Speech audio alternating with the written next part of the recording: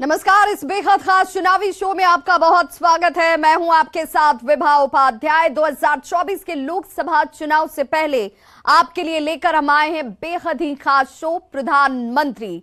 इस विशेष बुलेटिन में सियासत की तमाम खबरों की हम बात करेंगे, लेकिन शो की शुरुआत सबसे बड़े चुनावी खबर के साथ।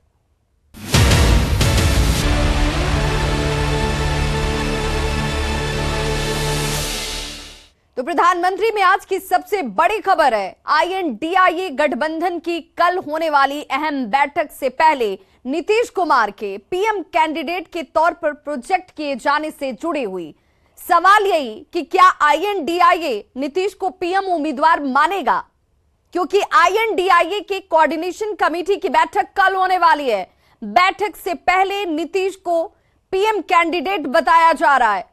नीतीश से बेहतर कैंडिडेट कोई है ही नहीं, ललन सिंह ये कह रहे हैं। जेडीयू कार्यकर्ताओं की ओर से देश का पीएम कैसा हो, नीतीश कुमार जैसा हो के नारे लगाए जा रहे हैं। विपक्षी गठबंधन पर हालांकि बीजेपी ने पलटवार किया। सवाल यही कि नीतीश कुमार को भावी प्रधानमंत्री कैंडिडेट बताकर जेडीयू के नेता आखिर क्या मैसेज देना चाहते हैं अपने सहयोगी दलों को, रिपोर्ट के जरिए इसे समझिए। आप सबों ने एक ऐसा नेता इस देश को, बिहार को दिया है जो पूरे देश का, बिहार का नेतृत्व तो कर ही रहे हैं, पूरे देश का नेतृत्व करने के लिए आज खड़ा है।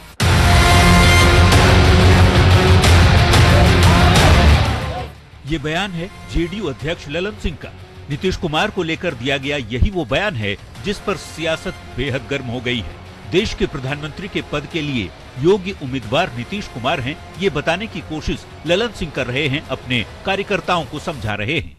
आज तक किसी माई का लाल साहस नहीं हुआ कि नीतीश कुमार जी पर कोई उंगली उठा सके, इसलिए कि नीतीश कुमार जी का धर्म ही एक ही है, वो सेवा भाव के साथ काम करते हैं।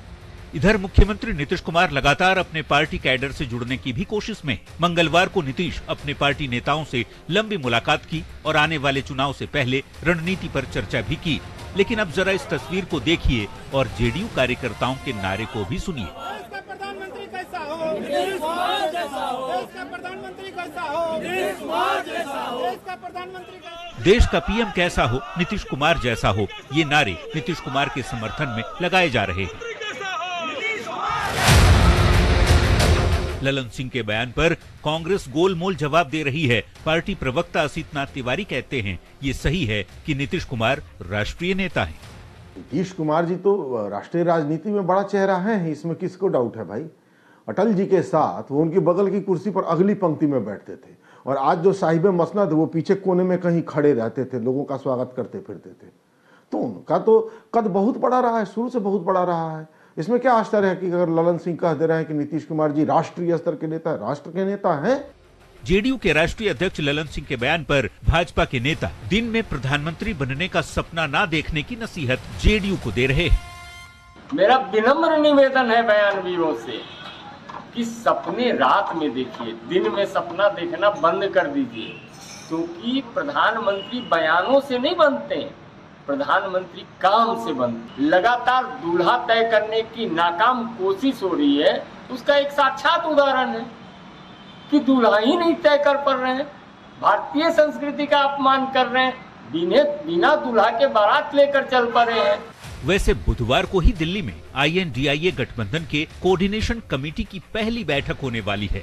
ऐसे में नीतीश कुमार के नाम को प्रधानमंत्री पद के उम्मीदवार के तौर पर जेडीयू के नेता जिस तरह से प्रोजेक्ट कर रहे हैं, कार्यकर्ता जिस तरह से नारे लगा रहे हैं, उससे सवाल यही कि क्या आईएनडीआईए नीतीश को पीएम उम्मीदवार मानेगा।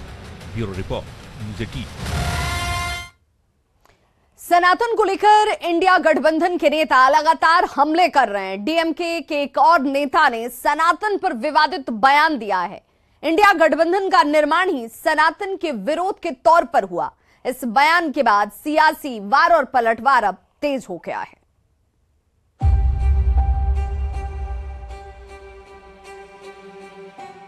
हाल के दिनों में लगातार सनातन धर्म पर सवाल विपक्ष के नेता उठा रहे हैं। डीएमके नेता एक के बाद एक सनातन के खिलाफ जहर उगल रहे हैं। पहले तमिलनाडु के मुख्यमंत्री एमके स्टालिन के बेटे उदयनिधि ने सनातन की तुलना डेंगू मलेरिया जैसी बीमारी से की। फिर उदयनिधि से 2 कदम आगे बढ़ते हुए डीएमके नेता ए राजा ने सनातन को कुष्ठ और HIV जैसी बीमारी बताया। तो अब सनातन के खिलाफ डीएमके के एक और नेता पोनमुडी का विवादास्पद बयान सामने आया है। पोनमुडी कहते हैं INDIA गठबंधन बना ही सनातन के खिलाफ है। सुनिए तमिल में क्या कह रहे हैं पोनमुडी। இதற்குள் கருத்து வேறுபாடுகள் இருக்கலாம், ஆனால் இந்த சனாதனத்தை எதிர்க்க வேண்டும் என்பதிலே யாருக்கும் எந்த வேறுபட்ட கருத்தும் இல்லை. இதிலே இருப்பவர்களெல்லாம் சமத்துவத்தை உருவாக்க வேண்டும், மத இந்த சிறுபான்மை சமுதாயத்தை காப்பாற்ற வேண்டும், ஆண் பெண் சமத்துவத்தை காப்பாற்ற வேண்டும், இந்த சமூக சிந்தனையோடு இந்த இயக்கத்தை உருவாக்க வேண்டும் என்பதுதான் இன்று 26 கட்சிகள் உருவாகி இருக்கிற இந்த இந்தியா கூட்டணியினுடைய நோக்கம். அவை வந்திருக்கிற நீங்கள் எல்லாம் सभी दल सनातन के खिलाफ लड़ाई में एकजुट हैं, ये दावा डीएमके के नेता कर रहे हैं। चेन्नई से निकले इस बयान ने बिहार की सियासत भी गर्म कर दी है। पनमुडी के बयान का कांग्रेस विधायक प्रतिमा दास समर्थन कर रही हैं, तो जेडीयू के नेता इसे निजी बयान बताकर मामले से पल्ला झाड़ रहे हैं। दूसरी बात है कि देश में मोदी मेड संविधान की शुरुआत करने की कोशिश की जा रही है। विगत 9 वर्षों में देश का जो माहौल भाजपा और आरएसएस के लोगों ने बिगाड़ दिया है, उसके बाद से ही सनातन धर्म के खिलाफ उंगली उठना शुरू हो। अब ऐसे कोई बयान दे रहे हैं तो उनका बयान हो सकता है, लेकिन इंडिया गठबंधन का जो नीतिगत निर्णय है उसमें सीधे तौर पर जो संविधान है डॉक्टर भीमराव अंबेडकर का वही महत्वपूर्ण है। बीजेपी ने पनमुडी के बयान को लेकर INDIA गठबंधन पर जोरदार हमला बोला है।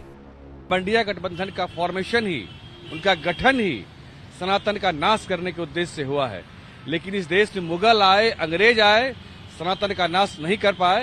ये के पोनमुडी क्या कर। सनातन पर छिड़ा सियासी संग्राम बीजेपी और इंडिया गठबंधन के नेताओं के बीच जोरदार पलटवार करने का मौका दे दिया है। वहीं इस बेहद गंभीर मसले पर कांग्रेस नेता राहुल गांधी, आरजेडी नेता तेजस्वी यादव और समाजवादी पार्टी के प्रमुख अखिलेश यादव की चुप्पी पर बीजेपी हमलावर है। सियासत के बीच सनातन पर छिड़ा संग्राम बेहद दुर्भाग्यपूर्ण है, क्योंकि दूसरे धर्म को लेकर चर्चा करने तक से नेता छिटकते हैं और बार बार हमला सनातन पर हो रहा है। न्यूज़ 18 के लिए पटना से शैलेंद्र के साथ ब्यूरो रिपोर्ट। प्रधानमंत्री में अब बात करेंगे नेताओं के बयानों पर मचे बवाल की। देखते हैं बयान बवाली।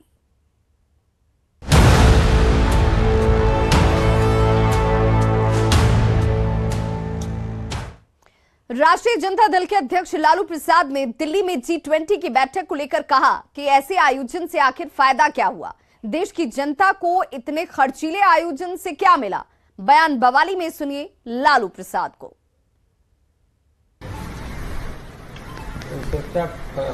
क्या होगा, देश की जनता को क्या फायदा होगा, लोगों को बुला के इतना खर्चा करेंगे, देश का प्रॉपर्टी बर्बाद होगा, देश के आम जनता को क्या फायदा होगा करने से। जनसुराज के संयोजक प्रशांत किशोर ने आने वाले लोकसभा चुनाव को लेकर जेडीयू के लिए एक बड़ी भविष्यवाणी कर दी है। मुजफ्फरपुर में मीडिया से बातचीत के दौरान प्रशांत किशोर ने कहा कि जेडीयू अपने सिंबल पर 5 सीट नहीं जीत पाएगा। इंडिया अलायंस में नीतीश कुमार जी अगर रहे भी तो उनकी एक बहुत सीमित भूमिका है, और जैसे जैसे चुनाव करीब आएगा, ये हमारी बात को लिख कर रख लीजिए, वैसे वैसे उनकी भूमिका और सीमित होती जाएगी और चुनाव के बाद खत्म हो जाएगी। ऐसा इसलिए कि आपने हमारी एक भविष्यवाणी सुनी होगी बंगाल में, जहां मैंने कहा था कि भाजपा को 100 सीट नहीं आएगा। मैं आपको बिहार के नजरिए से एक भविष्यवाणी कर देता हूं कि और कुछ हो चाहे नहीं, इतना मैं बिल्कुल विश्वास से कह सकता हूं कि अगले लोकसभा चुनाव में जदयू के सिंबल से, तीर छाप के सिंबल से लड़ने वाले 5 लोग भी चुनाव नहीं जीत पाएंगे। बीजेपी ने सनातन विरोधियों पर जोरदार प्रहार किया है। तमिलनाडु के शिक्षा मंत्री के सनातन को लेकर दिए बयान पर जोरदार पलटवार करते हुए बीजेपी प्रवक्ता शहजाद पूनावाला ने कहा कि इंडिया गठबंधन का निर्माण ही हिंदुओं और सनातन को गाली देने के लिए हुआ है। पूरा का पूरा गठबंधन जो है उसका असली चरित्र यही है कि हिंदुओं को दो गाली ताकि मिले वोट बैंक की ताली, और ये सिद्ध हो चुका है क्योंकि खुद पवन मुड़ी जी बता रहे हैं, क्योंकि राहुल गांधी जी, अखिलेश यादव जी, तेजस्वी यादव, अरविंद केजरीवाल, ये तमाम जो नेता है, इन्होंने आज तक उदयनिधि स्टालिन पर कोई डायरेक्ट सीधा बयान उनका खंडन करते हुए या उनको गठबंधन से निकालते हुए किया नहीं है। और आज तो स्पष्ट है कि ये गठबंधन का जन्म ही हुआ है हिंदुओं के विरोध के लिए, हिंदुओं को विरोध करने के लिए और सनातन की समाप्ति के लिए। शिवसेना उद्धव गुट के नेता संजय राउत कह रहे हैं कि मणिपुर तक चीन की सेना घुस आई है। राहुल गांधी के बयान का हवाला देकर भी संजय राउत चीनी सेना के बारे में क्या कह रहे हैं, आप खुद सुन लीजिए। मणिपुर तक चाइना घुस गया है। राहुल गांधी जी जो कह रहे हैं कि लद्दाख में चीन घुस गया है, 20,000 वर्ग किलोमीटर जमीन कब्जे में ली है, अरुणाचल का हिस्सा चाइना के मैप पर दिखाया, मणिपुर तक चाइना घुस गया है। राहुल गांधी जी जो कह रहे हैं कि लद्दाख में चीन घुस गया है, 20,000 वर्ग किलोमीटर जमीन कब्जे में ली है, अरुणाचल का हिस्सा चाइना के मैप पर दिखाया।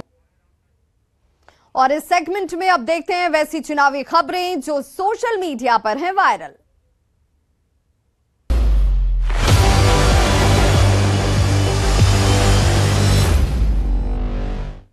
चुनावी वायरल में अब आपको वो तस्वीर हम दिखाते हैं जो मॉरिशस के प्रधानमंत्री की है। भारत दौरे पर आए मॉरिशस के पीएम प्रविंद्र कुमार जुगनाथ और उनकी पत्नी कोविता जुगनाथ ने वाराणसी के काशी विश्वनाथ मंदिर में पूजा अर्चना की। ये तस्वीर सोशल मीडिया पर वायरल है। तो काशी विश्वनाथ मंदिर में पहुंचकर मॉरिशस के पीएम अपनी धर्मपत्नी के साथ यहां पर पूजा अर्चना करते नजर आए, जिनकी तस्वीर वायरल है। दिल्ली के मुख्यमंत्री अरविंद केजरीवाल ने दिल्ली के 18 महीने के एक बच्चे से मिलने उसके घर पहुंच गए। कनव जंगरा नाम का ये बच्चा स्पाइनल मस्कुलर एस्ट्रोटॉफ जैसी गंभीर बीमारी से जूझ रहा है और इस पर सफल इलाज उसका किया गया। SMA जैसी बीमारी 10,000 बच्चों में एक बच्चे को होती है।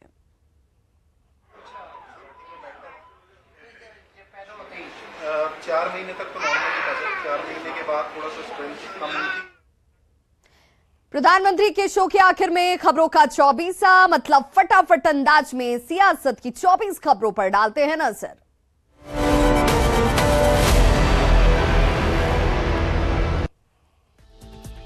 कल दिल्ली में INDIA की कोऑर्डिनेशन कमेटी की बैठक, लोकसभा चुनाव की रणनीति पर होगी चर्चा। केंद्रीय मंत्री VK सिंह ने कहा, POK के लोगों की विलय की है मांग, अपने आप भारत में मिल जाएगा पाकिस्तान अधिकृत कश्मीर। सनातन पर DMK नेता पोनमुड़ी का विवादास्पद बयान, सनातन धर्म से लड़ाई के लिए बना गठबंधन। पोनमुड़ी के बयान का कांग्रेस विधायक प्रतिमा दास ने किया समर्थन। जेडीयू प्रवक्ता नीरज कुमार ने पोनमुड़ी के बयान को बताया अपवाद। बीजेपी सांसद सुशील मोदी ने सीएम नीतीश कुमार को किसी भी गठबंधन के लिए बताया बोझ, कहा बीजेपी को उनकी जरूरत नहीं। लैंड फॉर जॉब घोटाले में सीबीआई की नई चार्जशीट पर सुनवाई टली। सीबीआई ने कोर्ट को बताया लालू प्रसाद के खिलाफ मामला चलाने के लिए कोर्ट से मिली अनुमति। लालू प्रसाद के खिलाफ मुकदमा चलाने की इजाजत के बाद बीजेपी ने साधा निशाना। संतोष पाठक ने कहा, जो जैसा करेगा वो वैसा भरेगा। सीएम की जेडीयू के सभी प्रखंड अध्यक्षों के साथ बैठक, पूरे बिहार से बड़ी संख्या में प्रखंड अध्यक्ष मुख्यमंत्री आवास पहुंचे। लोकसभा चुनाव को लेकर की गई चर्चा। जेडीयू अध्यक्ष ललन सिंह का बड़ा बयान, कहा नीतीश देश के नेतृत्व के लिए हैं खड़े, उनके दामन पर कोई दाग नहीं, सेवा ही नीतीश कुमार का धर्म। नीतीश कुमार के सरकारी आवास के बाहर जेडीयू के कार्यकर्ताओं ने की नारेबाजी, देश का पीएम कैसा हो, नीतीश कुमार जैसा हो के लगाए गए नारे। ललन सिंह के बयान पर बिहार की सियासी हलचल तेज। आरजेडी प्रवक्ता शक्ति यादव ने कहा, INDIA में पीएम पद के योग्य नीतीश की तरह कई नेता।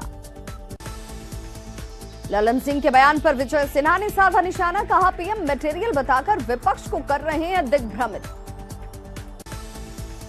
नीतीश मुक्त बिहार बनाने की यात्रा पर निकले सम्राट चौधरी। लालू नीतीश पर जमकर साधा निशाना, कहा नीतीश के लिए बीजेपी में कोई जगह नहीं। पीएम-सीएम की वायरल तस्वीर पर मंत्री लेसी सिंह का बयान, कहा इस तरह के मामलों का कोई राजनीतिक मतलब नहीं, ये शिष्टाचार मुलाकात। आरजेडी की महिला प्रदेश अध्यक्ष रितु जायसवाल का दावा, 2024 लोकसभा चुनाव में महिलाओं का रुझान आईएनडीआईए गठबंधन की ओर। मंत्री श्रवण कुमार ने कहा, नीतीश को देखकर घबरा गई है बीजेपी, पूरा विपक्ष नीतीश कुमार की तारीफ कर रहा है। ललन सिंह के बयान को जेडीयू के मुख्य प्रवक्ता केसी त्यागी ने बताया पॉजिटिव, कहा उम्मीदवार तय नहीं हुआ पर नीतीश में पीएम बनने के सभी गुण मौजूद। संसद के ड्रेस कोड पर जेडीयू के मुख्य प्रवक्ता केसी त्यागी का बयान, कहा ड्रेस कोड में कमल का फूल देकर आईएनडीआईए का मुकाबला नहीं कर सकती बीजेपी। सांसद चिराग पासवान ने बिहार फर्स्ट, बिहारी फर्स्ट को लेकर रथ को किया रवाना, बिहार की 40 सीटों पर एनडीए की जीत का किया दावा। चतरा में बीजेपी ने निकाली संकल्प यात्रा, बाबूलाल मरांडी ने जनसभा को किया संबोधित। मध्य प्रदेश में बीजेपी का मिशन 103, पिछले विधानसभा चुनाव में हारी हुई सीटों पर खास फोकस, कल पीएम मोदी के साथ एमपी बीजेपी नेताओं का 64 सीटों पर मंथन। बीजेपी का मिशन राजस्थान, परिवर्तन यात्रा के समापन के बाद शुरू होगा आकांक्षा अभियान, 4 माध्यमों से बीजेपी जानेगी जनता की आकांक्षाएं। एमपी में कांग्रेस का विधानसभा चुनाव को लेकर मंथन, कमलनाथ के निवास पर बैठक में एआईसीसी के केसी वेणुगोपाल शामिल, विधानसभा चुनाव की तैयारियों पर चर्चा। सनातन धर्म का विरोध करने वालों को केंद्रीय मंत्री गजेंद्र सिंह शेखावत की चेतावनी, कहा सनातन पर हमला करने वालों को बर्दाश्त नहीं करेंगे।